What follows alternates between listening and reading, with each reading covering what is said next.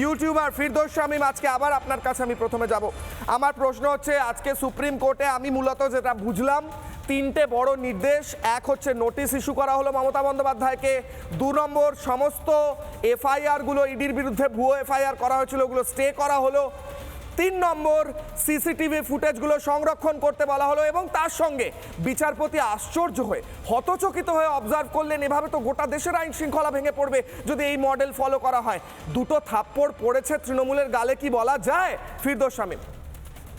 দেখুন, এই যে এফআইআরটা স্টে হয়েছে এটাই স্বাভাবিক। আপনাদের আমি মনে করিয়ে দিতে চাইবো যে চাকরি দুর্নীতির মামলায় একইভাবে, কারণ এটা বোধহয় সম্ভবত ইডি মিস করে গেছে, একইভাবে তারা কিন্তু কেন্দ্রীয় তদন্তকারী সংস্থার বিরুদ্ধে কিন্তু এই ফ্রিভুলাস এফআইআর দায়ের করছিলেন।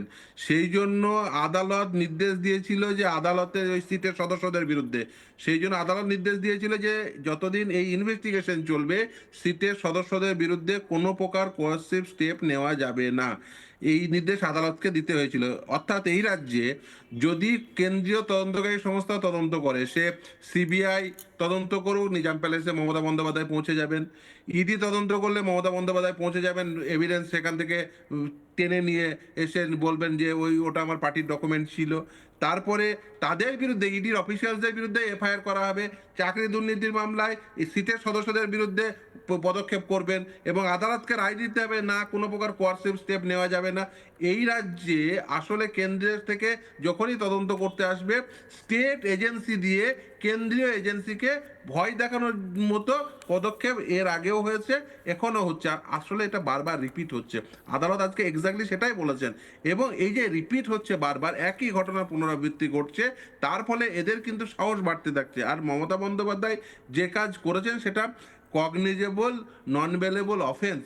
যেখানে ওখানে এতজন পুলিশ আধিকারিক ছিলেন, তাদের তো উচিত ছিল মমতা বন্দ্যোপাধ্যায়কে প্রতিহত করা। উল্টে আমরা কি শুনলাম আজকে, যা সাবমিশন শুনলাম সাংঘাতিক।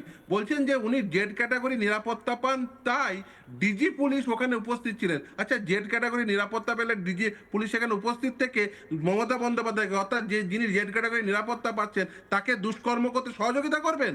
যে কোনো ভারতবর্ষের মানে ক্রিমিনাল ল অত্যন্ত পরিষ্কার। যদি আপনি দেখেন একজন সাধারণ নাগরিকেরও এই অধিকার রয়েছে, অ্যারেস্ট করার অধিকার রয়েছে। সেটা কি? আপনি যদি দেখেন যে আপনার সামনে একটি কগনিজেবল নন বেলেবল অফেন্স সংগঠিত হচ্ছে, আপনি কি করবেন? আপনি সেই ব্যক্তিটিকে ধরবেন, অর্থাৎ অ্যারেস্ট করবেন। অ্যারেস্ট করে আপনি পুলিশের হাতে হস্তান্তর করবেন। এটা সাধারণ নাগরিকের কর্তব্য। আর আমরা কি দেখলাম? পুলিশ আধিকারিকরা সেখানে উপস্থিত আছে, ডিজি পুলিশ নিজে উপস্থিত আছে, পুলিশ কমিশনার উপস্থিত রয়েছে, তাদের উপস্থিতিতে দুষ্কর্ম হয়ে গেল।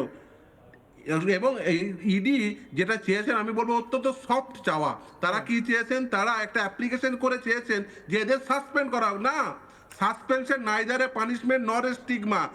এদের বিরুদ্ধে ডিসিপ্লিনারি প্রসিডিং ইনিশিয়েট করে এদের সার্ভিস টার্মিনেট করা উচিত। তার কারণ দেখুন, সাসপেনশন করবে কি হবে? 2 দিন সাসপেন্ড করবে, চাকরি থেকে নিয়ে এসে বাড়িতে চুপচাপ বসে বসে পৌঁছবে, 50% বেতন পাবে। তারপরে 3 মাস কেটে গেলে 70% বেতন পাবে। পরবর্তীতে যদি প্রলং সাসপেনশন হয়, সেটাকে চ্যালেঞ্জ হাইকোর্টে চ্যালেঞ্জ করবে। প্রলং সাসপেনশনের সুপ্রিম কোর্টের মানে কয়েকশো জাজমেন্ট আছে যে প্রলং সাসপেনশন কখনোই অ্যালাউ করা যায় না, ফলে সে আবার সার্ভিসের রিইনস্টেট হয়ে যাবে।